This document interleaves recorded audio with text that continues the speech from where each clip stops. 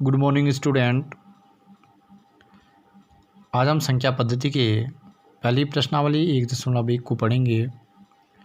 तो सभी लोग अपनी बुक भी निकाल लेंगे साथ साथ में, और पेन और कॉपी भी, और नोट करते रहेंगे। तो पहला प्रश्न है, क्या शून्य एक परिमेय संख्या है?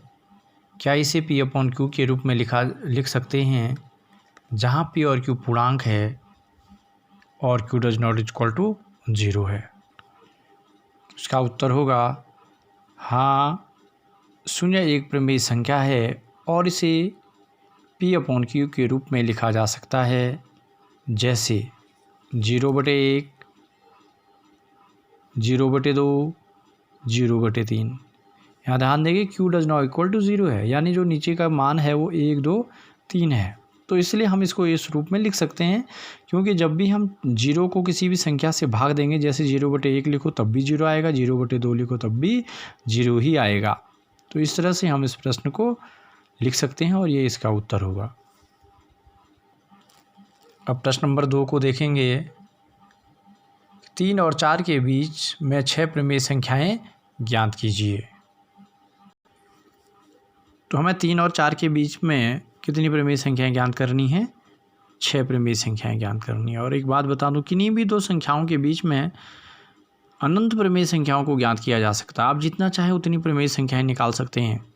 3 और 4 के बीच में 6 लिखा है, आप 6 नहीं 7, 8, 9, 10, 11, 12 जितना चाहे उतनी परिमेय संख्याओं को ज्ञात कर सकते हैं। बशर्ते ध्यान रखना है, हमें किन्हीं भी दो संख्याओं के बीच में जितनी भी संख्याएं ज्ञात करने के लिए कहेगा, हमें उसमें एक जोड़ के उन दी हुई संख्याओं के अंशतः हर में गुणा और भाग कर देना है।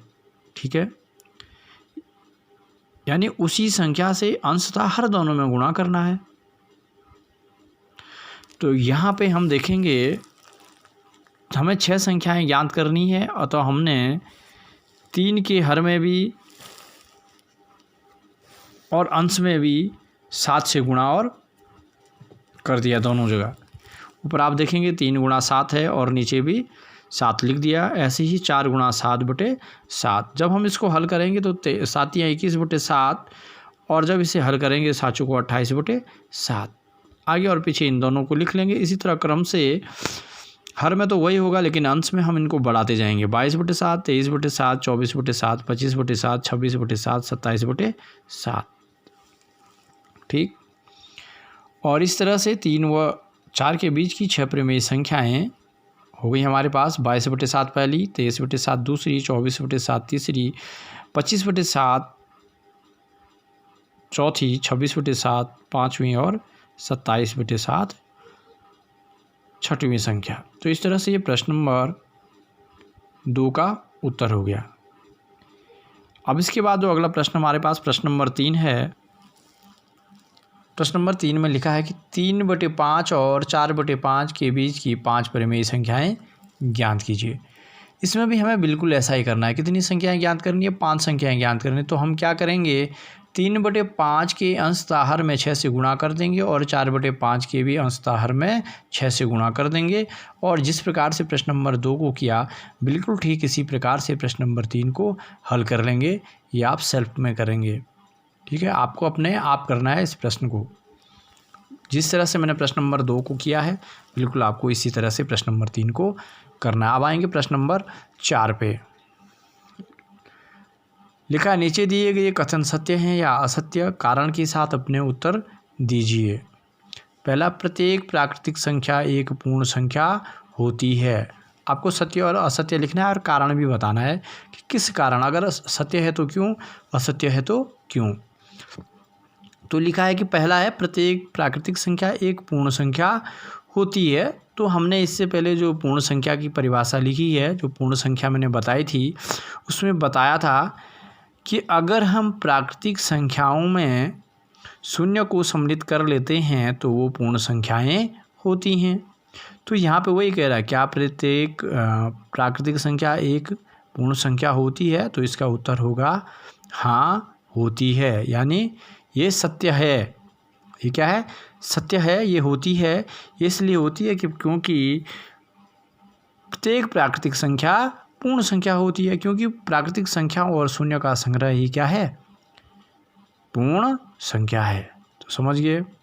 उसके बाद दूसरा, प्रत्येक पूर्णांक एक पूर्ण संख्या होती है।